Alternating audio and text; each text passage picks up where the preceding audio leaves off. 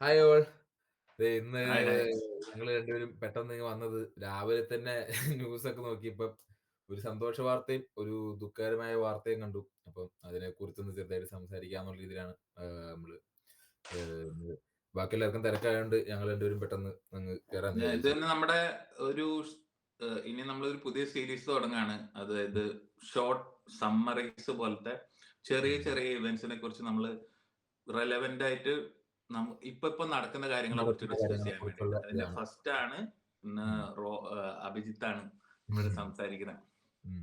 അപ്പം ഇന്ന് 2 കാര്യങ്ങൾ എന്ന് പറയുന്നത് സന്തോഷകരമായ കാര്യം എന്താന്ന് വെച്ച് കഴിഞ്ഞാല് ഇന്ത്യ ജയിക്കുകയും രോഹിത് ശർമ്മയും കോഹ്ലിയും വളരെ നന്നായി കളിക്കുകയൊക്കെ ചെയ്തു. അത് ഒരു കാര്യം. രണ്ടാമത്തെ കാര്യം ആന്ധ്രയിലെ കർണൂലില് ബസ് ആക്സിഡന്റ് ആയി 20 പേരിന് മോളില് മരിക്കുകയും ബസ് ഫുള്ള് മറ്റേ കത്തിപ്പോകുകയും. എന്തോ തീ പിടിച്ചല്ലേ? അതെ, അതെ, അതെ. അപ്പം ആദ്യം നമുക്ക് സന്തോഷ വാർത്തയിൽ നിന്ന് തുടങ്ങാം. നമ്മള്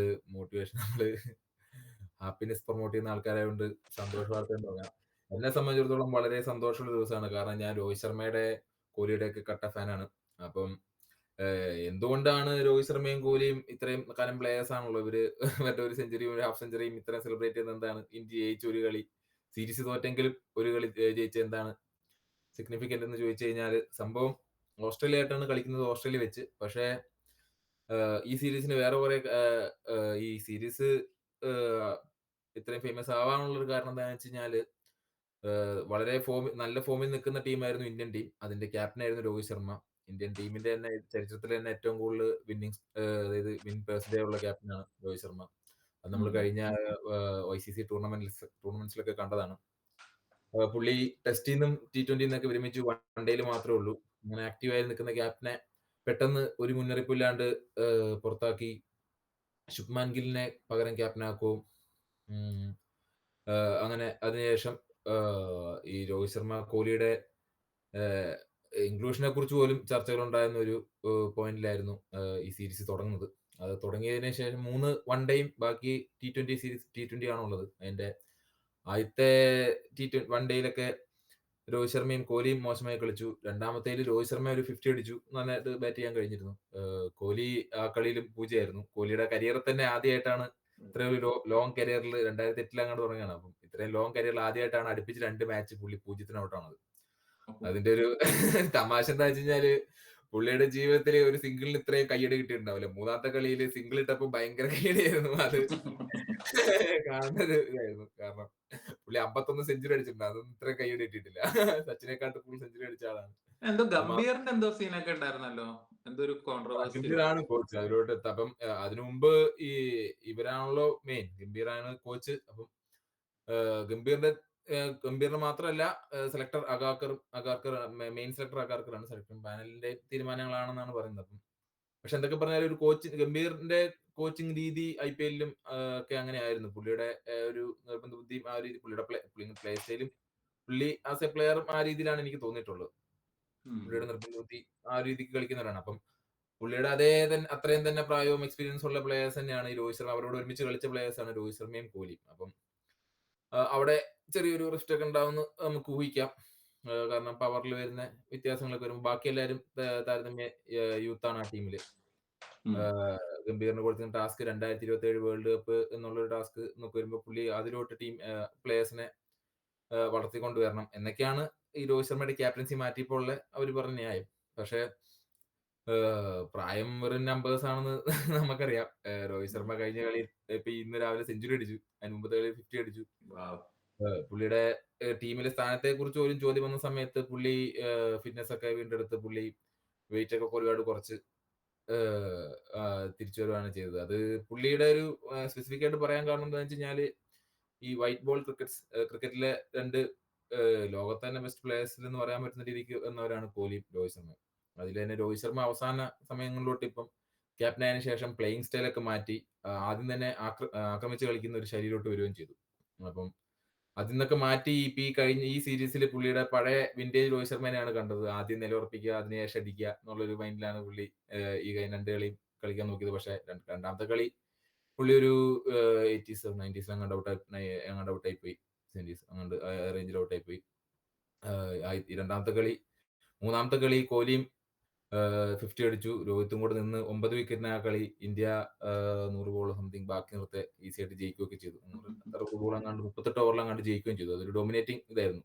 ഒരുപാട് വർഷമായി നമ്മൾ കണ്ട രോഹിത് ശർമ്മ, കോഹ്ലി കൂട്ടുകെട്ടിന്റെയൊക്കെ ഒരു തുടർക്കഥയാണ്. നമ്മൾ പണ്ട് കണ്ടതൊക്കെ ഓർമ്മയുണ്ടോ ചോദിച്ചു? നമ്മള് പണ്ടിരുന്ന് കാണുമായിരുന്നല്ലോ. ചേസ് മാസ്റ്റർ എന്നാണ് കോഹ്ലിനെ വിളിക്കുന്നത്. ഒരു കുഞ്ഞ അതില് ലാപ്പും ഒരു പത്തും അതെ. ചതുരവും. പണ്ട് ജിജോയുടെ ലാപ്പിലൊക്കെ നമ്മളിരുന്ന് സ്ഥിരം കാണുമായിരുന്നു. ആ ഒരു ഫീലാണ് അവർ രണ്ടുപേരും കൂടെ നിന്ന് കളിക്കുന്നത് കണ്ടപ്പോ എനിക്ക് കിട്ടിയത്. അപ്പം 2027 വേൾഡ് കപ്പില് അവരുണ്ടാവാൻ അങ്ങനെ ഒഴിവാക്കി കളയാൻ പറ്റില്ല.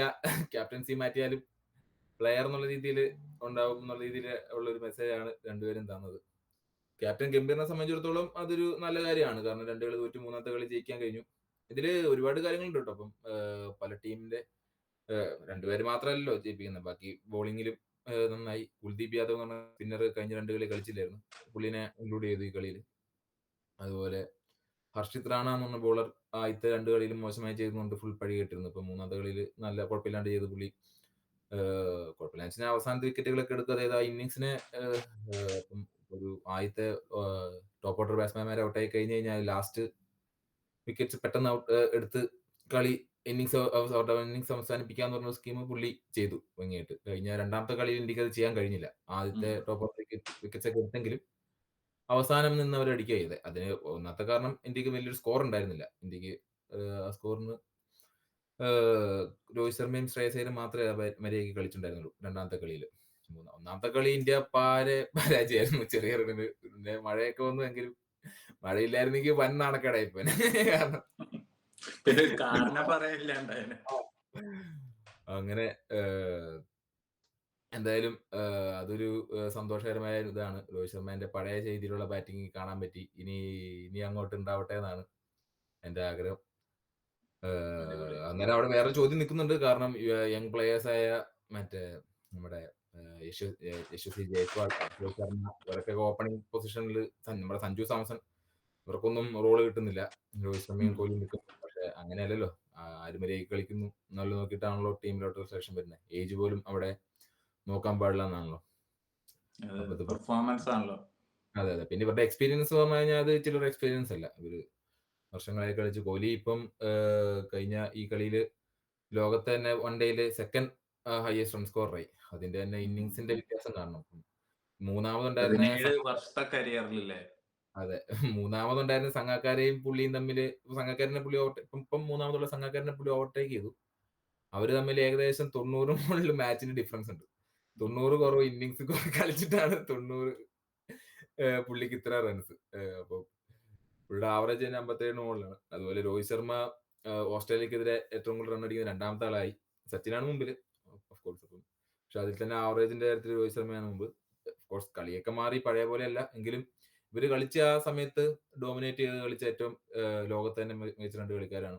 ഇന്ത്യയുടെ ഇപ്പത്തെ ഒരു ഡോമിനേറ്റിംഗ് ഫേസിന് ഭയങ്കര പങ്ക് വഹിച്ച 2 ഇൻഡിവിജ്വൽസ് ആണ് ഈ കോഹ്ലിയും രോഹിത് ശർമ്മയും. അപ്പൊ അവരുടെ ഒരു കംബാക്ക് എന്ന് പറയാൻ പറ്റുമോ അറിയില്ല. നമ്മുടെ ഇപ്പൊ സോഷ്യൽ മീഡിയയും എല്ലാം ഊതിപ്പെരിപ്പിച്ചുണ്ടാക്കിയ ഇഷ്യൂ ആണോ എന്നറിയില്ല. പിന്നെ അതിൽ നിന്നൊക്കെ അവർക്കൊരു കംബാക്ക് ആയി. ഭയങ്കര കണ്ടപ്പോ സന്തോഷം. കാരണം കോഹ്ലിയൊക്കെ 50 മുകളിൽ സ്ഥിരമായി വളരെ സന്തോഷം.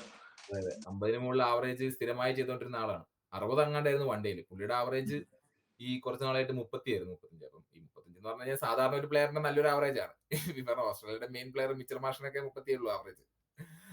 അപ്പം പക്ഷെ കോഹ്ലിയുടെ ആ പഴയത് വെച്ച് കമ്പയർ ചെയ്യുമ്പോൾ ഇത് ഇന്ത്യയിലെ എല്ലാ പ്ലേയേഴ്സിനും കിട്ടുന്നതാണ്. സച്ചിന് പോലും ഈ ഇതൊക്കെ കേൾക്കേണ്ട വന്നു. ഇപ്പൊ സോഷ്യൽ മീഡിയയും ഇതൊക്കെ ഉള്ളതുകൊണ്ടും അതുപോലെ ഈ ഗംഭീറും രോഹിത്തായിട്ടല്ല കോഹ്ലിയായിട്ടുള്ള ഹിസ്റ്ററി പണ്ട് ഒരു IPL അടിയാവും. അങ്ങനെ പിന്നെ ഇവർ രണ്ടുപേരുടെ സ്വഭാവത്തിൽ എന്തായാലും അടിയാവുന്ന എല്ലാം നമുക്ക് ഉറപ്പാണ്. കാരണം രണ്ടുപേരും തെറിച്ച് നിൽക്കുന്ന ആൾക്കാരാണ്. അപ്പം അതുകൊണ്ടാണ് കേട്ടോ അവർ ഇത്ര നല്ല പ്ലേയേഴ്സ് ആയത്. അങ്ങനെ കുറെ ഊഹാപോഹങ്ങൾ എയറിലുണ്ടായിരുന്നു. അതൊക്കെ മാറ്റി രണ്ടുപേരും നല്ലൊരു കംബാക്ക് എന്ന് അങ്ങനെ അതൊരു സന്തോഷം. അതിന്റെ കൂടെ തന്നെ അത് സങ്കട വാർത്ത ആന്ധ്രയിലെ കർണൂലില് ബസ് ആക്സിഡന്റ് ആയി 20 പേരാണ് വെന്ത് മരിച്ചത്. അത് നമ്മൾ എന്തുകൊണ്ടാണ് അത് സംസാരിക്കുന്നത് വെച്ച് കഴിഞ്ഞാല് അന്യൻ സിനിമയിൽ പറയുന്ന പോലെ പലരുടെ പ്രശ്നങ്ങൾ ഒരു മിസ്റ്റേക്സ് ആണ് ഇതിലോട്ട് വഴി ചെയ്യുന്നത് എനിക്ക് ഒരു തോന്നുന്നു. ക്യുമുലേറ്റീവ് ആയിട്ടുള്ള അങ്ങനെ മിക്സ് ചെയ്ത് ആഡ് ചെയ്ത് വന്ന ഒരു വലിയ പ്രോബ്ലം ആയിട്ട് മാറിയതാണ്. അതെ, അതെ, അതെ. ഇത് ഞാൻ ജിജുവായിട്ട് സംസാരിക്കുകയും ചെയ്തു നേരത്തെ. അപ്പം അങ്ങനെയാണ് ജിജുവൻ പറഞ്ഞത് ഈ വീഡിയോ ചെയ്തത്. എന്റെ ഒരു അണ്ടർസ്റ്റാൻഡിങ്ങും ന്യൂസിന്നൊക്കെ ഞാൻ മനസ്സിലാക്കിയ കാര്യങ്ങളാണ്. ഇതിന്റെ ബാക്കി റിപ്പോർട്ടുകളൊക്കെ വരുന്നേ ഉള്ളൂ. ഇത് ഇന്നലെ സംഭവിച്ചതാണ്. അപ്പം ഇതിന്റകത്ത് പ്രശ്നങ്ങൾ ഞാൻ ഈ സ്ഥലത്തൊക്കെ പോയിട്ട് ഒരുപാട് യാത്ര ചെയ്തതാണ്. ഈ എന്റെ വർക്കുമായിട്ട് ബന്ധപ്പെട്ട് കർണൂൽ ആ ഏരിയയില്. ഇത് സംഭവിക്കുന്ന റൂട്ട് എന്ന് പറഞ്ഞാൽ NH-44 ആണ്. മറ്റേ ഹൈദരാബാദ് ബാംഗ്ലൂർ ഹൈവേയിലാണ് ഇത് സംഭവിക്കുന്നത്. അപ്പം ഒന്നാമത്തെ കാര്യം തന്നെ ആ റൂട്ടില് ചെറിയ സ്പീഡിലൊന്നും ആരും പോകുമെന്ന് എനിക്ക് തോന്നുന്നില്ല. കാരണം ക്യാമറ ഒന്നും ഞാൻ കണ്ടിട്ടില്ല. എന്തായാലും അടിച്ചിട്ടുമില്ല. അപ്പം അത് ബസ് ഓവർ സ്പീഡാന്നുള്ളത് എല്ലാരും പറയുന്നുണ്ട്. അവര് പറയുന്നുണ്ട്. അപ്പം അത് തന്നെ ഒരു റീസൺ ആണ്. അതെ. അതൊരു പ്രധാന റീസൺ ആണ്. പിന്നെ രണ്ടാമത്തെ ഒരു കണ്ടത് ഈ ബസ്സീന്ന് 44 പേരെങ്ങാണ്ട് ഉണ്ടെന്നാണ് മനസ്സിലായത്. 20 പേര് മരിക്കുകയും കൂടി ചെയ്തു. അപ്പൊ ബാക്കിയുള്ളവര് രക്ഷപ്പെട്ടതൊക്കെ ഈ ബസിന്റെ ബാക്ക് സൈഡിലുള്ള റൂഫിൽ കൂടെ റൂഫിന്റെ അവിടെ മുകളിൽ ഒരു പുള്ളി രമേശോ അങ്ങനത്തെ ഒരു പുള്ളിയാണ് അത് പൊളിച്ച് എന്നൊക്കെ പറഞ്ഞ് ന്യൂസിൽ കണ്ടു. അയാളുടെ സമയോചിതപരമായ ഇടപെടൽ കാരണമാണ് കുറെ പേര് രക്ഷപ്പെട്ടത്. ഉം. അപ്പൊ അങ്ങനെയുള്ള മനുഷ്യരുണ്ട് കേട്ടോ. അപ്പം നമുക്ക് ഇങ്ങനെയുള്ള ടെൻഷൻ സിറ്റുവേഷനിൽ പെട്ടെന്ന് നമുക്ക് നമ്മള് ഫ്രോസൺ ആയിപ്പോകും. നമുക്കൊന്നും ചെയ്യാൻ കഴിയില്ല. നമ്മള് ഫ്രീസ് ആയിപ്പോലും. അപ്പം അത് അങ്ങനെ അല്ലാണ്ട് ചെയ്യാൻ കഴിഞ്ഞത് പുള്ളി വളരെ അഭിനന്ദനം അറിയിക്കുന്നതാണ്. ഒരുപാട് പേരുടെ ജീവിതം നഷ്ടപ്പെട്ടില്ല. അപ്പം ഇതിന്റെ അകത്ത് കാണുന്നത് ആ ചെറിയൊരു വിൻഡോയിൽ കൂടെ എത്ര പേർക്ക് രക്ഷപ്പെടാൻ പറ്റും എന്നുള്ള ഒരു ചോദ്യമാണ്. ഉം. അത് രക്ഷപ്പെട്ട് തന്നെ വലിയൊരു നമ്മള് കാര്യം. നമ്മള് നമ്മുടെ നാട്ടിലെ KSRTCയിലൊക്കെ കണ്ടിട്ടുണ്ട് ബ്രേക്ക് ഗ്ലാസ് എന്നൊക്കെ ബ്രേക്ക് ഗ്ലാസ് പറഞ്ഞിട്ട്. ബാക്കില് ആ ഫുൾ ഗ്ലാസ് പൊട്ടിക്കാൻ കഴിയേണ്ടതാണ്. കാരണം അതെ. ഈ പറയുന്ന ബസ്സിലൊക്കെ സീറ്റുകളെല്ലാം കുഷ്യൻസ് മറ്റേ ഇതെല്ലാം ഇതൊക്കെയാണ് പെട്ടെന്ന് ഫ്ലെയിമബിൾ ആയിട്ടുള്ള ഒബ്ജക്ട്സ് ആണ് എല്ലാം. പിന്നെ ഈ ഉം. ബസ് എന്ന് പറയുന്നത് സ്കാനിയയുടെ ബസ്സാണെന്നാണ് പറയുന്നത്. പക്ഷേ സ്കാനിയയുടെ ബസ് എന്ന് പറഞ്ഞാലും സ്കാനിയയുടെ ചേസ് മാത്രമേ ഉള്ളൂ. എൻജിൻ ചേസ് മാത്രമേ ഉള്ളൂ. ഈ കത്തിയ സാധനങ്ങളൊക്കെ സ്കാനിയയുടെ സാധനങ്ങളൊന്നും കത്തിയിട്ടുണ്ടാവില്ല. ഈ കത്തിയ സാധനങ്ങളൊക്കെ ബോഡി പണിയിക്കുന്നതാണ്. അങ്ങനെയാണല്ലോ നമ്മുടെ നാട്ടില്. എല്ലായിടത്തും അതെ. ലൂസർ പക്ഷെ റെഗുലേഷൻ ആണെന്ന് തോന്നുന്നു അല്ലേ നാട്ടില് കുറച്ചും കൂടി. യൂസർ അനുസരിച്ച് ബോഡി പണിയിപ്പിക്കുന്നതാണ്. അല്ല ഐ മീൻ അതിന്റെയൊക്കെ ലൂസാണ്. അതായത് അടഞ്ഞ റെഗുലേഷൻ ആണ് നാട്ടില് കുറച്ചും ആണ്, കൂടി. ആണ്. അത് ഞാൻ ഈ ഒരു ഫീൽഡിലായിരുന്നു ഉണ്ടായിരുന്നത്. അപ്പം ഇതിന്റെ സർട്ടിഫിക്കേഷനും കാര്യങ്ങളൊക്കെ എല്ലായിടത്തും ഉണ്ടെങ്കിലും ഇതൊന്നും വെച്ചല്ല എവിടെയും ഒരു വണ്ടിയും രജിസ്ട്രേഷനും കാര്യങ്ങളും നടക്കുന്നത്. ഞാൻ നേരിട്ട് തന്നെ രജിസ്റ്റർ ചെയ്തതായിരുന്നു. കുറച്ചൊന്നും ഡീറ്റെയിൽ ആയിട്ട് പറയാനുള്ള ഒരുപാട് വണ്ടികളുടെ കഥ എനിക്കറിയാം. അപ്പം ഇതിന്റെ സർട്ടിഫിക്കേഷൻ ഒന്നും ഇല്ലാണ്ട് തന്നെ എല്ലാം നടക്കും നാട്ടില്. ഇത് പിന്നെ പറയേണ്ട കാര്യമില്ല. എല്ലാവർക്കും ഊഹിക്കാവുന്ന കാര്യമുള്ളൂ. അപ്പം ഉം. അതിന്റെ അകത്ത് എന്തോരം സേഫ്റ്റി മെഷേഴ്സ് ഒക്കെ ഉണ്ടാവും എന്നുള്ള കാര്യത്തില് ഒരു ഡൗട്ടാണ്. പിന്നെ സ്കാനിയയുടെ ഇത്രത്തോളം ബോഡി തന്നെ എക്സ്പെൻസീവ് ആയതുകൊണ്ടും അത് ഹയർ നോംസും യൂറോപ്പിലൊക്കെ മീറ്റ് ചെയ്യേണ്ടത് ആയതുകൊണ്ടാണല്ലോ നമ്മളിപ്പോ ഇവിടെ ബോഡി പണിയേണ്ട ആവശ്യം വരുന്നില്ല. ഇല്ലെങ്കിൽ നമ്മള് കംപ്ലീറ്റ്ലി അവരുടെ നോംസ് അനുസരിച്ച് ബിൽഡ് ചെയ്ത ട്രക്കും ഐ മീൻ ബസ്സും സ്കാനിയക്ക് ഉണ്ടല്ലോ. ഉണ്ട്, ഉണ്ട്. അത് മാത്രമല്ല ഈ ഇന്ത്യൻ ARI സർട്ടിഫിക്കേഷൻ എന്ന് പറഞ്ഞിട്ട് വേണ്ടതാണ് എല്ലാ ബോഡി ബിൽഡേഴ്സിനും. ഇപ്പം ഇനി അങ്ങോട്ട് അന്വേഷണങ്ങളൊക്കെ വരുമായിരിക്കും. ഇനി കുറച്ച് അന്വേഷണമൊക്കെ വരും. കുറച്ച് എന്തെങ്കിലുമൊക്കെ ന്യൂസ് എന്തെങ്കിലുമൊക്കെ കാണുമായിരിക്കും. പക്ഷെ അതൊക്കെ എന്തോരം ഫോളോ ചെയ്തു എന്നൊക്കെ നമുക്ക് നോക്കേണ്ടതാണ്. ഇപ്പൊ അതിന്റെ അകത്ത് സേഫ്റ്റി എന്തോരം മെഷേഴ്സ് ഉണ്ട് എന്നുള്ള കാര്യത്തില്. പിന്നെ രണ്ടാമതായിട്ടാണ്ട് വേറൊരു കാര്യം അതില് 230 എത്ര മൊബൈൽ ഫോണുകൾ ഉണ്ടായിരുന്നു. 40 ഉം. എത്ര ലക്ഷം രൂപയുടെ വാല്യൂ. ആ മൊബൈൽ ഫോണുകളും പൊട്ടിത്തെറിച്ചതാണ് അത് ഇമ്പാക്ട് കൂട്ടി എന്നാണ് കാർഗോ ആയിട്ട് കൊണ്ടുവന്നായിരുന്നു തോന്നുന്നു. കാർഗോയായിട്ട് കൊണ്ടുവന്ന അതിന്റെ ബാറ്ററി പൊട്ടിത്തെറിച്ച് എന്ന് പറഞ്ഞ അതിന്റെ ഇമ്പാക്ട് കൂട്ടി. അപ്പം അതും നമ്മളൊക്കെ ആലോചിക്കേണ്ട ഒരു കാര്യമാണ്. അതെ, എന്ത് കാർഗോ ടെക്നോളജി ബാറ്ററിക്കകത്ത് ഉപയോഗിക്കുന്നു. അതെ, അത് അതെ, അതെ. ഇങ്ങനെ ട്രാൻസ്പോർട്ട് ചെയ്യാൻ പാടോ? പാടുണ്ടോ? ആഹ് പിന്നെ നമ്മളിപ്പോ ഫ്ലൈറ്റില് പോലും ഈ മിക്ക ഫ്ലൈറ്റിലൊന്നും ഇപ്പോ പവർ ബാങ്കുകൾ സമ്മതിക്കുന്നില്ല. ഇല്ലില്ല. അപ്പൊ നമ്മള് ഫ്ലൈറ്റില് ഒരു എയർപോർട്ട് 240 സമ്മതിക്കുന്നില്ല. അതെ, ഒരു 230 മൊബൈൽ ഫോൺ ആർക്കെങ്കിലും ഫ്ലൈറ്റ് കൊണ്ടുപോകാൻ കഴിയുമോ? ഇപ്പം ഒരു ഇമ്പോസിബിൾ ആണ്.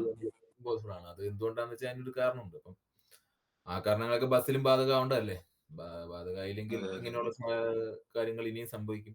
പക്ഷെ ഇത് സംഭവിക്കാൻ ഉണ്ടായ ഒരു കാരണം എന്താന്ന് വെച്ച് കഴിഞ്ഞാല്, ഒരു ബൈക്ക് യാത്രികൻ ബൈക്ക് സ്കിഡായി വീണ് ആ ബൈക്കിന്റെ മോളിലോട്ട് ഈ ബസ് കേറുവും.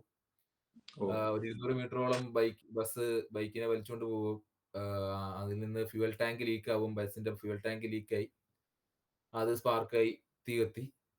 പിന്നീടാണ് ഇത് സംഭവിക്കുന്നത്. അപ്പം ഇങ്ങനെ ഒരു സംഭവം സംഭവിച്ചു. അതിനു മുമ്പ് ഇതിന്റെ കുറെ CCTV വീഡിയോകൾ വന്നു. ഈ ബൈക്കുകാരൻ പെട്രോൾ പമ്പിൽ നിന്ന് ബൈക്ക് എടുത്ത് പോകുന്നത്. അതിന്റെ വീഡിയോ ഞാൻ കണ്ടു. വീഡിയോയില് പുള്ളി അടിച്ച് ഫിറ്റ് ആണെന്നുള്ള രീതിയിൽ എവിഡന്റ് ആണ്. പക്ഷേ ഉം, ഉം, ഉം. ബാക്കിക്കാരൻ മരിച്ചുപോയി സ്പോട്ടില്. ഓ, ആള് മരിച്ചുപോയല്ലേ? ആള് മരിച്ചുപോയി. കൂടെ പില്ലിയനും ഉണ്ടായിരുന്നെന്നാണ് ഉണ്ടായിരുന്നു. പുള്ളി രക്ഷപ്പെട്ടു. അപ്പം ബാക്കി കാര്യങ്ങളൊക്കെ ഇനി പുറമേ വരണം. അപ്പം ഇതാണ് ആഹ് ബേസിക്കലി ഇപ്പൊ മനസ്സിലാവാൻ നമുക്ക് ആ ഒരു അതെ, ഇവന്റിൽ നിന്ന് നമുക്ക് മനസ്സിലായത്. അതെ, അതെ. പുള്ളിക്ക് പ്രിലിമിനറി ഹെൽമെറ്റ് ആയിട്ടുള്ള ഉണ്ടായിരുന്നില്ല. ഇൻവെസ്റ്റിഗേഷൻ. അതെ. പുള്ളിക്ക് ഹെൽമെറ്റ് ഉണ്ടായിരുന്നില്ല. മദ്യപിച്ച് ബൈക്ക് ഓടിച്ചിരുന്നു. കാരണം ആ ബൈക്ക് ഓടിച്ച് പുള്ളി എടുത്തു പോയത് തന്നെ ഒരു സ്കിഡ് ആയിട്ടാണ് പുള്ളി പോയത്. മദ്യപിച്ചാണോ ഇനി ബൈക്ക് ഓടിക്കാൻ അറിയാത്ത ആളാണോ? അത് നമ്മളൊക്കെ നാട്ടിൽ ലൈസൻസ് എടുത്തവരാണ്. നമ്മുടെ നാട്ടിലെ ലൈസൻസ് ടെസ്റ്റ് എന്തോരം സിമ്പിളാന്ന് നമുക്കറിയാം. അതുപോലെ അതില് അത്ര പോലും വിവരമില്ലാതെ നാട്ടില് വണ്ടി ഓടിക്കുന്നവർക്കൊന്നും നമുക്കറിയാം. അതെ. അപ്പം പിന്നെ ഉം. ബേസിക്കലി എനിക്ക് ഇതിന് തോന്നണ എന്താന്ന് വെച്ച് കഴിഞ്ഞാൽ നമ്മള് തന്നെ അവെയർ ആവേണ്ട കുറെ കാര്യങ്ങളുണ്ട്. ഇപ്പൊ ഉം. റെഗുലേഷൻ ഗവൺമെന്റിന്റെ ഇഷ്ടം പോലെയൊക്കെ ചെയ്യായിരിക്കും. ഈ റെഗുലേറ്ററി ഉം. അതോറിറ്റി ഇതൊന്നും മര്യാദയ്ക്ക് ചെയ്യണമെന്നില്ല. ഇതില് നമുക്ക് സ്വന്തമായിട്ട് ഇപ്പൊ ആ പാസഞ്ചേഴ്സിന് ഇതിലൊന്നും ചെയ്യാനില്ല ഒന്നും ചെയ്യാനില്ല. ബേസിക്കലി. കാരണം ചിലപ്പോ അവര് അതിലുണ്ടായിരുന്ന ഏറ്റവും കംഫർട്ട് ആയിട്ടുള്ള, ഏറ്റവും സേഫ് ആയിട്ടുള്ള, ഏറ്റവും റേറ്റിംഗ് നമുക്ക് അത്രല്ലേ ചെയ്യാനുള്ളൂ. ഏറ്റവും റേറ്റിംഗ് ഉള്ള ബസ്സായിരിക്കും നോക്കിയെടുത്തവരായിരിക്കും. ഏഹ്. അപ്പം അതെ, അതെ, അതെ. അപ്പം ബേസ്ഡ് ഓൺ പിന്നെ വേറെ അവൈലബിലിറ്റി. കാര്യം ഇപ്പൊ ഈ NH44 ഹെൽമെറ്റ് ഇല്ലാത്ത ഒരു ബൈക്ക് യാത്രികൻ കേറി. അത് തന്നെ ഫസ്റ്റ് ഒരു ഇതാണല്ലോ. അതായത് മദ്യപിച്ചിട്ടുണ്ടോ ഇല്ലയോ എന്നുള്ളത് മാത്രമല്ല. അങ്ങനെ ഒരു നാഷണൽ ഹൈവേയില് ബൈക്കുകൾ കേറുക, നാഷണൽ അതും ബൈക്കുകൾക്ക് വേണ്ടി നമ്മുടെ പോകാൻ അവിടെയൊക്കെ വേണ്ടിയാണ്. ഒരു ടൗണിൽ ഇറങ്ങുമ്പോഴേക്ക് ആൾക്കാർ വന്ന് ചെക്ക് ചെയ്ത് ബോധിപ്പിച്ചൊക്കെ ഈ ഹൈവേ കൂടെയൊക്കെ സുഖമായിട്ട് വിടണം അതെ, എല്ലാരും. അതെ. ഈ കർണൂല് തന്നെ എനിക്കറിയണ കുറെ, അതായത് ഈ ട്രാൻസ്പോർട്ടേഴ്സിന്റെ കുറെ കഥകൾ ഞാൻ കേട്ടിട്ടുണ്ട്. കാർഗോ ട്രാൻസ്പോർട്ട് ചെയ്യുന്ന സമയത്ത് ഒരുപാട് പോലീസുകാരെ പിടിക്കുന്നതും. പക്ഷെ പൈസയ്ക്ക് വേണ്ടി മാത്രം ട്ടോ. ഇങ്ങനെയല്ല. പൈസയ്ക്ക് വേണ്ടി മാത്രം. ചെക്കിങ് റെഗുലേഷൻ കാര്യങ്ങളവിടെ നടക്കുന്നുണ്ട്. കംപ്ലൈ ചെയ്യുന്നുണ്ടോ നോക്കാനല്ല, അത് അതെ, അതെ. അവിടെ മറികടന്ന് സിമ്പിൾ ആയിട്ട് അതെ. രക്ഷപ്പെടാൻ വേണ്ടിയിട്ട്. ഈ കർണൂല് തന്നെ ആൾക്കാര് പറഞ്ഞ് ഞാൻ കേട്ടിട്ടുണ്ട്. അവിടെ ചെക്കിങ് നടക്കുന്നതും ഒരുപാട് പൈസ അവര് ഫൈൻ കൊടുക്കുന്നു. ഫൈനായിട്ടല്ല, എന്താ പറയാ, അത് നമ്മുടെ അവർക്ക് ബ്രൈബ് ചെയ്യുന്നത്. അത് അപ്പം കൈക്കൂലി. കൈക്കൂലി. അപ്പൊ അവിടെ ആൾക്കാരും ചെയ്യാൻ കഴിയാഞ്ഞിട്ടും അല്ല. ചെയ്യുന്ന പർപ്പസ് വേറെയാണ്. ഉം, ഉം, ഉം. അപ്പം ഇങ്ങനെയൊക്കെ അതിനി വല്ലപ്പോഴും ഇതിന് സംഭവിക്കും. കൂടുതൽ ഇൻഫർമേഷൻ നമ്മളിനിയിപ്പോ മീഡിയയിൽ കൂടെ ഇങ്ങനെ കിട്ടിക്കൊണ്ടിരിക്കും. എല്ലാതും കുറച്ച് നമ്മള് കഴിഞ്ഞ ദിവസം ഋഷി നമ്മുടെ ഇതിൽ പറഞ്ഞ മാതിരി കുറച്ച് ഇതിനെ സീരിയസ് ആയിട്ട് എടുക്കുക. പിന്നെ ഉം. ഒരു എന്താ പറഞ്ഞ എന്ത് തിങ്കിങ് ഋഷി പറഞ്ഞ കഴിഞ്ഞ ഇന്നലെ നല്ല റാഷണൽ ആയിട്ട് ചിന്തിച്ച് ഇതിനുള്ള സ്റ്റെപ്സ് ഇനി മുന്നോട്ട് എടുക്കുക. അതെ, നമ്മൾ ഒന്നാമത്തെ ഇത് കാര്യം. ഓരോ വലിയ ഇവന്റ് ഉണ്ടാവുമ്പോഴല്ല ഇത് നമ്മൾ ആലോചിക്കേണ്ടത്. അതെ, ഓ ഇതിപ്പോ ഒരു ആലോചിക്കുന്നുണ്ട്. പ്രശ്നമാണല്ലോ.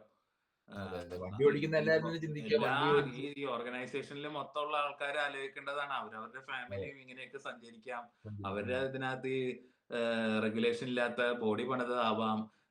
ഏതെങ്കിലും മദ്യപിച്ച് ഓടിച്ച പോലീസുകാർക്ക് ചിന്തിക്കാം. നിങ്ങൾ ഓരോ ആൾക്കാരെ വെറുതെ ഇങ്ങനെ വിടുന്നതില് ഏതെങ്കിലും ഇങ്ങനെ ഒരു ആക്സിഡന്റിലേക്കായിരിക്കാം ആൾക്കാർ പോകുന്നത്. സഞ്ചരിക്കുന്നത്. പിന്നെ അതെ, അതെ. അറ്റ് ദ സെയിം ഈ ടൈം ഈ മദ്യപിച്ച് വന്ന ആൾക്ക് പെട്രോൾ അടിക്കാൻ കൊടുത്തോ എന്നുള്ള ചോദ്യങ്ങൾ വരെ അവിടെയുണ്ട്. ഹെൽമെറ്റ് ഇല്ലാത്ത ഒരാൾക്ക് പെട്രോൾ അടിക്കാൻ പാടില്ല എന്ന് നിയമം ഉണ്ടെന്നാണ് ഞാൻ മനസ്സിലാക്കുന്നത്. അപ്പം ഓ ഇതെല്ലാം വയലേറ്റ് ചെയ്ത്, അതായത് ഈ പല പല അതാണ് ഇന്ത്യൻ സിനിമയിലെ കാര്യങ്ങൾ പറഞ്ഞ പോലെ, അതായത് ഈ കുഞ്ഞു കുഞ്ഞു കാര്യങ്ങളെല്ലാം കൂടെ സംഭവിച്ച ഒരു 20 പേരുടെ ജീവിതമാണ് അവിടെ നഷ്ടമായത്.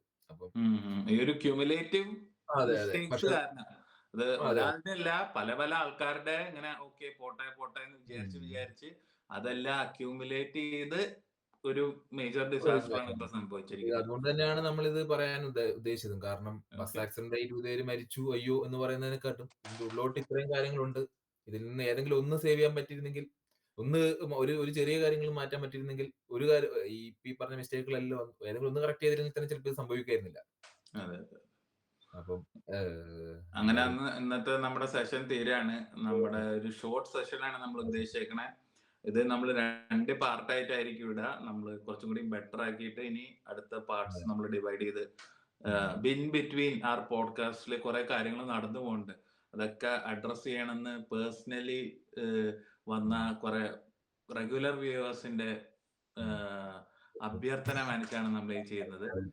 ഓക്കെ, അപ്പം until next small or big episode. അതെ.